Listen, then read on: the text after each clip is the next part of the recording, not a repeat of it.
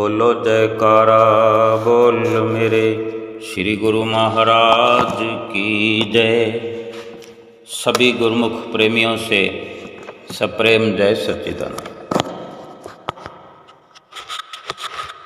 जीवन की एक स्वर्णिम सच्चाई है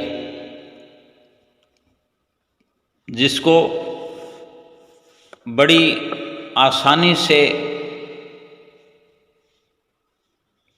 समझ में नहीं लाया जा सकता। बार बार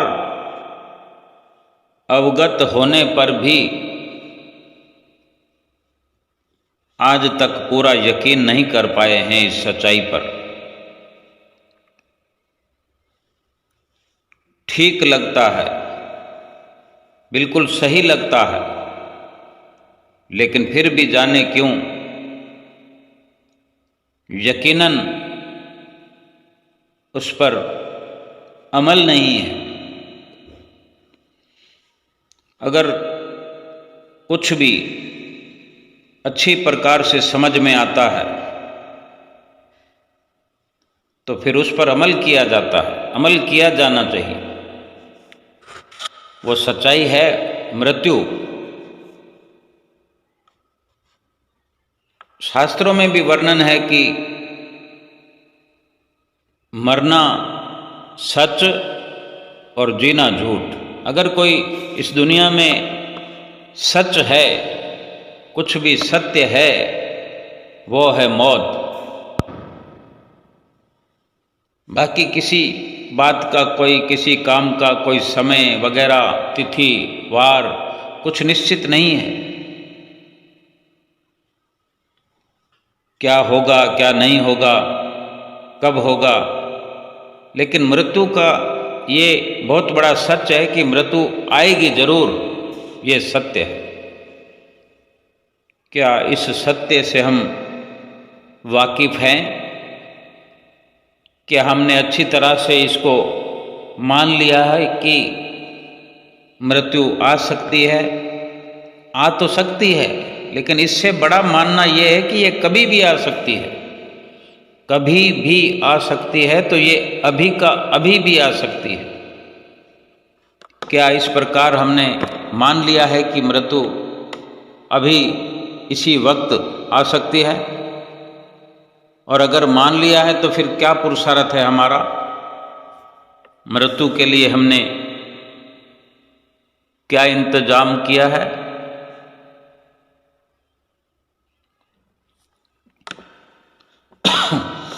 जब हमें यकीन हो गया कि मृत्यु अभी की अभी आ सकती है और ये भी मान लें कि बस आती होगी, जब आती होगी तो फिर कुछ ना कुछ इंतजाम तो किया ही होगा। तो ये भी हम विचार कर लें, खुद जान लें हम कि हमने क्या इंतजाम किया है।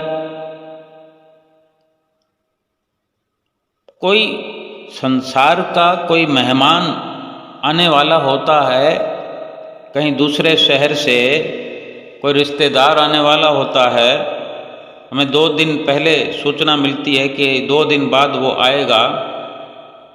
तो उसके आने से पहले, जिस दिन वो आता है उसे 1 दिन पहले से ही हम तैयारियां शुरू कर देते हैं, या फिर जिस वक़्त समाचार मिलता है उस वक़्त से ही शुरू कर देते हैं। मेहमान कई प्रकार होते हैं, जितना अजीज हो मेहमान, जितना ज़्यादा ज़रूरी हो, ये संसारिक व्यवस्थाएं हैं। हर किसी के लिए अलग अलग मापदंड हमारा होता है। किसी के लिए ज़्यादा साज व सज्जा की इंतजामात की ज़रूरत होती है, किसी के लिए कम, लेकिन कुछ ना कुछ तो इंतजामात हर किसी आने वाले के लिए करते ही हैं। अगर किसी को बहुत ज़्यादा खातिरदारी न सही, लेकिन पानी तो पिलाया ही करते हैं। क्या हमने मृत्यु के लिए इतना भी इंतजाम किया है कि थोड़ा बहुत स्वागत भी कर सकें उसके लिए? मृत्यु कोई छोटा मोटा मेहमान तो नहीं है, बहुत अहम ये इस जीवन का मकसद है, लक्ष्य है। कि जो जीवन में एक ही बार आएगा, मेहमान बनकर आए, शत्रु बनकर आए, हम किस प्रकार बुलाना चाहते हैं उसको, शत्रु या मित्र। हम अपनी विचारधारा से निर्धारित करेंगे कि हमें क्या लगता है कि मृत्यु जो है वो मित्र है या शत्रु है। ये भी जानने का विषय है। अगर हम शत्रु समझेंगे तो डरे हुए रहेंगे, मित्र समझेंगे तो ठरे हुए रहेंगे, खुश मिजाज रहेंगे कि जब चाहे आए। लेकिन इंतज़ाम तो करना पड़ेगा। अगर कोई मेहमान आता है उसके लिए कोई बैठने बिठाने की जगह, सुलाने की जगह, खाने पीने की व्यवस्था अगर हमने करके रखी हुई है, कोई उसके लिए उपहार हमने लेकर रखा हुआ है, फिर हम निश्चिंत बैठे होते हैं कि जब जिस वक़्त आ जाए। मृत्यु भी ऐसा ही मेहमान है कि जिंदगी में एक बार आएगी। संतों महापुरुषों के नज़रिए से देखें तो मृत्यु का स्वागत किया जाता है। फरमान भी है कि जिस मरने से जग डरे, मेरे मन आनंद, कब हुक्मरी है पाइए, पूरन परमानंद, पूरन परमानंद। फरमाते हैं महापुरुष कि जिस मृत्यु से संसार डरता है, मेरे मन में आनंद है, उसी मृत्यु के लिए खुशी है, उसका स्वागत है कि कब मरें हम और कब पाएं पूर्ण परमानंद। इस दुनिया में रहते हुए इस मनुष्य जीवन में एक भगवान का भक्त ही है जो आनंद की अनुभूति करता है, आनंद को महसूस करता है और आनंद की प्राप्ति करता है। संत जन हैं इस दुनिया में जो आनंद प्राप्त करना जानते हैं और आनंद प्राप्त करते हैं और हर पल आनंद में समाये रहते हैं, आनंद से भरपूर रहते हैं। उन्हीं का कहना है कि मेरे भीतर ये विचार है कि कब मृत्यु आए और तभी मैं पूर्ण आनंद को प्राप्त करूं। यानी यहाँ जितनी भी भक्ति की जाए सतगुरु की, जितनी सेवा की जाए, जितना भक्ति का जीवन बनाया जाए और जितना आनंद प्राप्त कर लिया जाए, लेकिन असल आनंद तो मरणोपरांत ही प्राप्त किया जा सकता है। क्या हमने इस प्रकार से सत्य को जाना, इस मृत्यु के सत्य को जाना? इस प्रकार का क्या विचार हमने बनाया? संतों को, सेवकों को, भक्तों को क्यों आनंद लगता है? मृत्यु के आने पर पूर्ण परमानंद लगता है। क्यों वो स्वागत करते हैं? क्यों उन्हें डर नहीं है? कि उन्होंने अपना कार्य कर रखा है।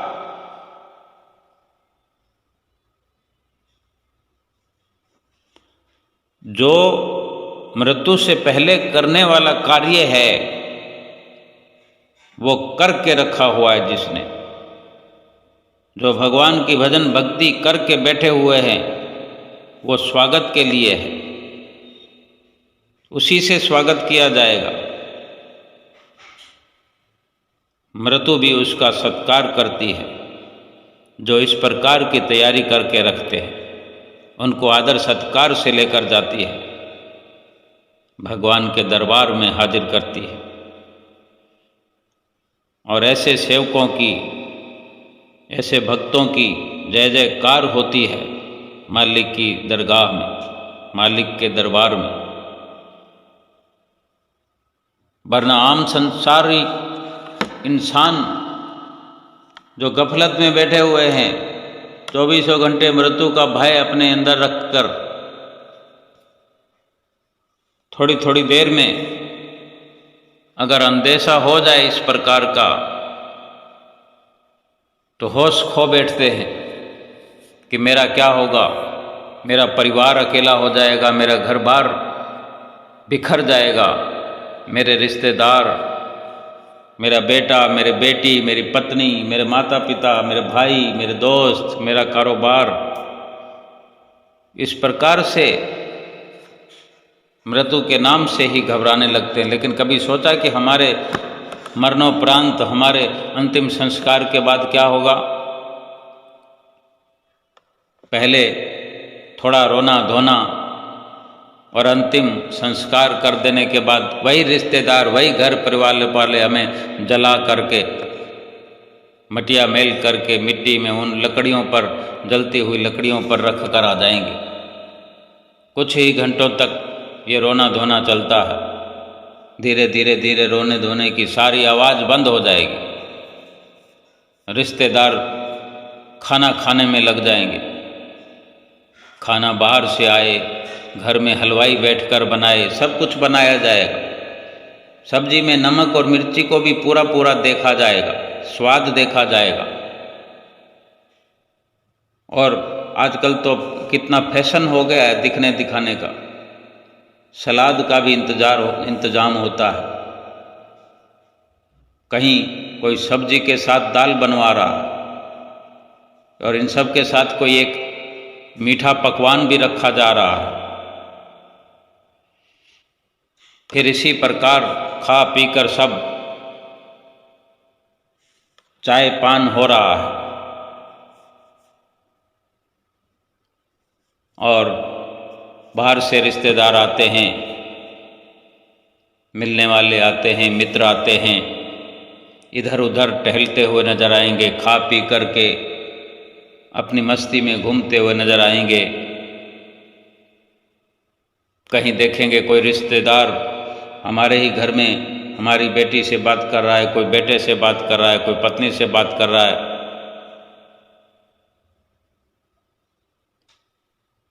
और कहीं बाहर से फ़ोन पर भी समाचार आ रहे हैं कि मैं आ नहीं सका, मेरी ये मजबूरी थी।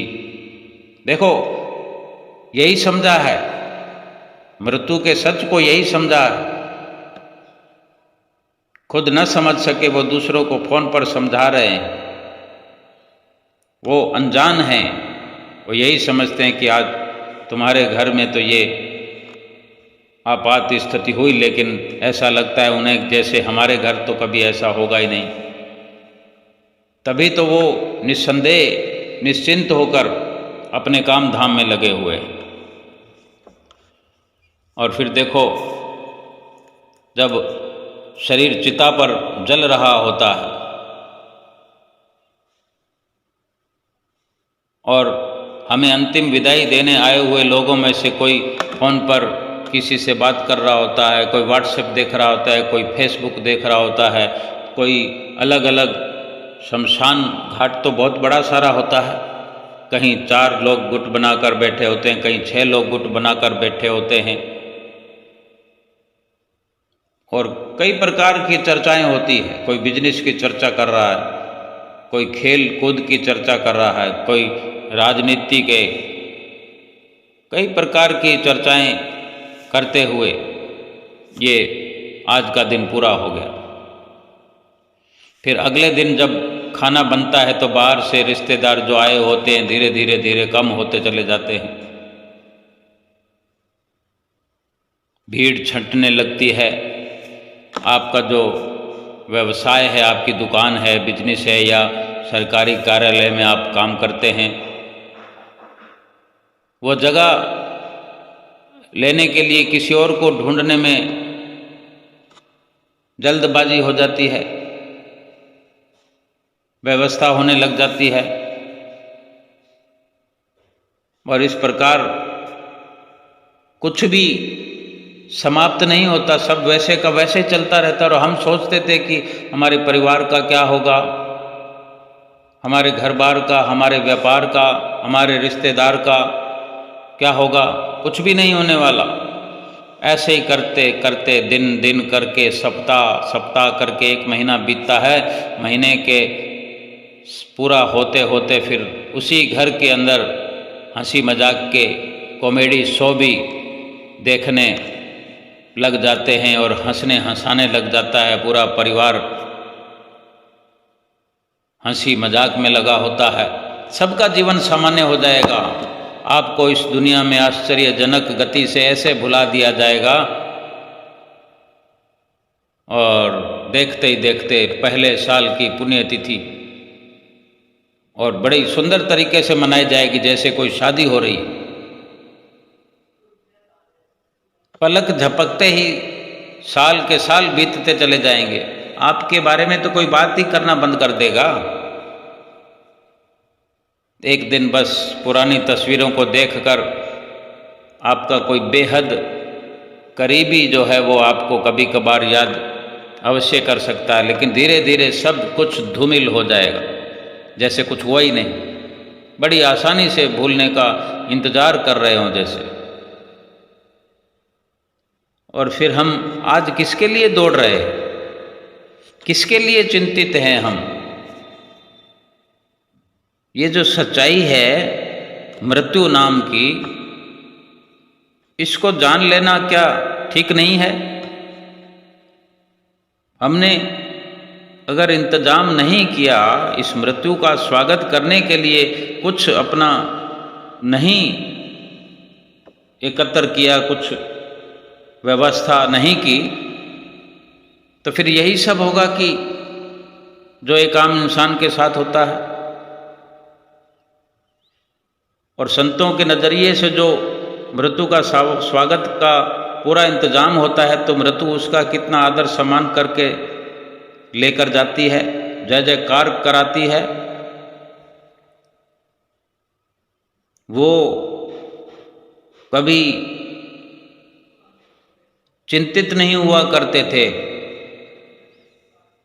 कभी किसी चिंता भी नहीं कि मैं मर गया तो क्या होगा, परिवार का ये हो जाएगा वो हो जाएगा। और ऐसा नहीं है कि संतों को कहा जाए कि उन्होंने तो शादी नहीं की, उनका तो परिवार नहीं। घर गृहस्थी में भी बहुत से संत रहते हैं जिनका साधु वेश नहीं होता, पैंट शर्ट पहनकर भी संतों की जो विचारधारा है उसको बनाकर रखा जा सकता है।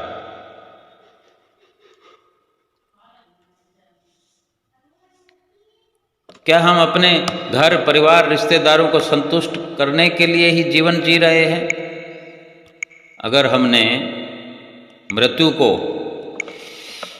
नहीं जाना है, नहीं महसूस किया है, तो आज कर लें कि ये तो सच्चाई है।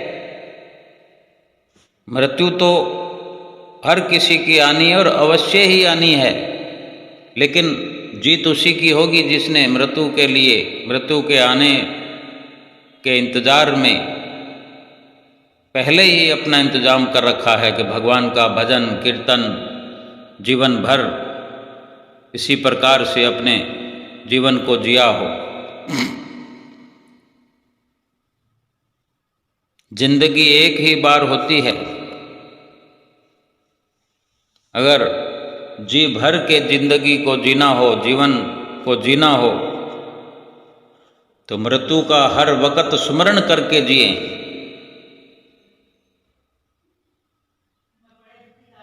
जी भर के जिए, लेकिन मृत्यु के साथ जिए। मृत्यु को कहीं से आने नहीं देना है, मृत्यु को साथ रखना है और मृत्यु साथ ही रहती है। कोई कहे कि मृत्यु कहीं से आने वाली होती है, ये तो केवल जिक्र करने का एक जरिया है कि मौत आ गई। मौत कहीं गई नहीं है, मौत कहीं से आएगी नहीं। मौत तो वहीं की वहीं है। जहाँ जीवन है वहीं मौत भी है, जहाँ दिन है वहीं रात भी है, जहाँ अंधेरा है वहीं रोशनी है। अंधेरे को मिटाने का प्रयास किया जाए, रोशनी प्रकट हो जाती है। मृत्यु का समय आता है जब मृत्यु प्रकट हो जाती है। और जिसने मृत्यु का ख्याल करके अपने जीवन को जिया है, उन्होंने समय पर सतगुरु की शरण हासिल की है, सतगुरु के वचनों पर अमल किया है और कर रहे हैं। सतगुरु के कहे अनुसार मृत्यु को एक प्रकार से जीत लिया है। जो मेहमान हमारे घर आता है उसके लिए पूरा पूरा अगर हम स्वागत का यत्न किए हुए रहते हैं, तैयारी किए हुए रहते हैं, तो मेहमान का दिल जीत लेते हैं कि नहीं? मेहमान खुश होकर जाता है। यही कहा जाता है कि मेहमान का दिल जीत लिया।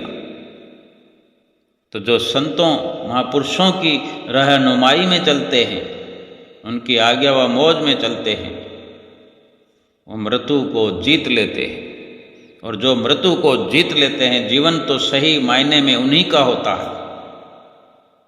और जिनको अभी तक आज तक ये पता भी नहीं कि मृत्यु का असल चेहरा क्या है, असली सच क्या है इस जीवन का, वो थोड़ी थोड़ी देर में मरते हैं, थोड़े थोड़े पल में, थोड़ी थोड़ी मौत में मरते रहते हैं। जितना हो सके इस जिंदगी के परम उद्देश्य के नज़दीक पहुँचें, और जितना नज़दीक पहुँच सकें उतना नज़दीक पहुँचने की कोशिश करें कि जीवन का परम उद्देश्य क्या है, जीवन क्या है, मृत्यु क्या है। जिसने मृत्यु को जान लिया उसी का सही मायने में जीवन सकारत हुआ। जिसने जीवन के उद्देश्य को समझ लिया, नज़दीक पहुंचा, उसी ने ही जीवन को सफल किया। हमारे सतगुरु देव महाराज जी ने कितनी सुंदर व्यवस्थाएं की हैं। अगर हमने मृत्यु का सम्मान करना हो, स्वागत करना हो, सारे समाधान सतगुरु के चरणों में हमें मिलते हैं। हम अगर आज से इस प्रकार से कोशिश में लग जाए, हर वक्त मृत्यु को याद रखें, मृत्यु का ख्याल करते रहे, और जो व्यवस्था हमने करनी है, कर रहे हैं, उसको दिल से, अपने सुंदर भावों से उन व्यवस्थाओं को बढ़ाते चलें, रफ्तार देते चलें। फरमान भी है कि दो बातों को याद रख, जो चाहे कल्याण, नारायण एक मौत को, दूजे श्री भगवान। यह है मृत्यु का सच, यह है मृत्यु का महत्व कि एक भगवान को याद रखना और एक मृत्यु को याद रखना। भगवान के दर्जे की है ये मृत्यु, क्योंकि जितना सत्य भगवान है उतना ही सत्य मृत्यु है। संत नारायण दास जी कथन करते हैं, दो बातों को भूल मत, जो चाहे कल्याण, नारायण एक मौत को, दूजे श्री भगवान, दूजे श्री भगवान। इतनी सी बात में, केवल दो लाइनों में कल्याण होता है। कितनी सरल जिंदगी है, कितनी सुखद जिंदगी है। अगर उद्देश्य को समझ लें, मकसद को समझ लें कि जीने का मकसद क्या है, बस एक मृत्यु को याद रखना है और भगवान को याद रखना है। यानी जो मृत्यु को याद रखेगा भगवान उसे अपने आप याद आएंगे, और जो भगवान को याद रखेगा मृत्यु उसको अपने आप याद आएगी। या यूं भी यकीन कर सकते हैं कि हमें केवल भगवान को याद रखना है, बस मृत्यु अपने आप याद हो जाएगी। क्योंकि भगवान को याद करने का मतलब ही यही है कि मृत्यु का अपने आप ही याद हो जाना, मृत्यु की पल पल संभाल होती रहती है। क्योंकि भगवान की याद में यही सब छिपा है, यही सब भरपूर है कि भगवान को याद करने वाले, भगवान के नज़दीक रहने वाले, भगवान का सुमरन करने वाले, भगवान का भक्ति करने वाले, सेवा करने वाले। अभी श्री दरबार में हम देखें जो रचना है, कितने गुरमुखों ने, प्रेमियों ने, आदरणीय संत महात्माओं ने सब कुछ छोड़ करके एक और सतगुरुदेव भगवान को अपना बना लिया, और सतगुरुदेव भगवान के कहने पर रात और दिन सेवा में लगे रहते हैं। जीवन का असली मकसद उन्हें मिला हुआ है, और हम भी चाहें तो वो अवसर हमें घर बैठे भी मिल सकता है। घर में रहकर भी हम अपने उद्देश्य की पूर्ति में लग सकते हैं। सतगुरु के वचनों पर अमल ही तो करना है। घर में रहें, परिवार को पालें पोसें, बड़ों का छोटों का आदर सम्मान करते हुए, संसार के सभी कार्य व्यवहार करते हुए बस भगवान और मृत्यु को भूलना नहीं है। भगवान को भूलकर अगर कोई परिवार की चिंता करता रहे, संसार की चिंता करता रहे, मृत्यु से डरता रहे, ये तो ठीक नहीं है ना। सतगुरु की केवल इतनी ही हमारे लिए चिंता है कि हम ये जीवन जो है सुखपूर्वक व्यतीत करें, और सुखपूर्वक जीवन व्यतीत करते हुए भजन भक्ति करें, सुमरन करें, सेवा करें, 5 नियमों की पालना करते हुए अपना जीवन व्यतीत करें। बाकी सारा दिन, सारी रात संसार में रहकर घर परिवार के लिए बेशक जतन करें, लेकिन अपने जीवन के उच्चतम लक्ष्य को कभी भूले नहीं, परम उद्देश्य को भूले नहीं। वो परम लक्ष्य यही है कि एक भगवान को और मृत्यु को कभी भूले नहीं, और भगवान को याद करने के लिए, भगवान को पाने के लिए जो सतगुरु की जरूरत है, सतगुरु की शरण हासिल करने की जरूरत है, ये भी जीवन का एक उच्चतम लक्ष्य है। इसको पूरा करना अवश्य हर हाल में जरूरी है। सतगुरु की शरण हासिल हो चुकी है हमें, तो ये तो हमें चिंता ही नहीं है। अगर चिंता है तो सतगुरु की शरण हासिल करने के उपरांत जो उनके वचनों की हम पालना नहीं कर पा रहे हैं, आलस्य, प्रमाद और निद्रा में वक्त गुजार रहे हैं, उसी का थोड़ा हम ध्यान दें और अपने लक्ष्य को पूरा करने के लिए 5 नियमों की पालना, श्री आरती, पूजा, सेवा, सत्संग, सुमरन, दर्शन, ध्यान, श्रद्धा सहित जो नित करे निश्चय हो कल्याण। श्रद्धा से श्री आरती पूजा का गायन करना है, सत्संग करना है, सेवा में भाग लेना है। जिस भी प्रकार सेवा का अवसर मिले, सेवा के अवसर की तलाश में रहना कि सेवा तो करनी ही करनी है। जितनी कर सकें ये स्वयं हमारे लिए ही, हमारे लाभ के लिए ही श्री सतगुरु दरबार ने ये 5 नियम बनाए हैं कि हमारा जीवन ये सुख रूप बन जाए, सुख में ये जीवन व्यतीत हो और परलोक भी सुहेला हो। हमारी चिंता करते हैं स्वयं सतगुरुदेव महाराज जी कि हमें किसी प्रकार का ना इस लोक में दुख हो और ना ही परलोक में। तो हमें भी ये विचार करना चाहिए कि मृत्यु की सत्यता को समझते हुए हर वक्त मृत्यु का ख्याल बना रहे और सतगुरु परमेश्वर परमात्मा की याद बनी रहे।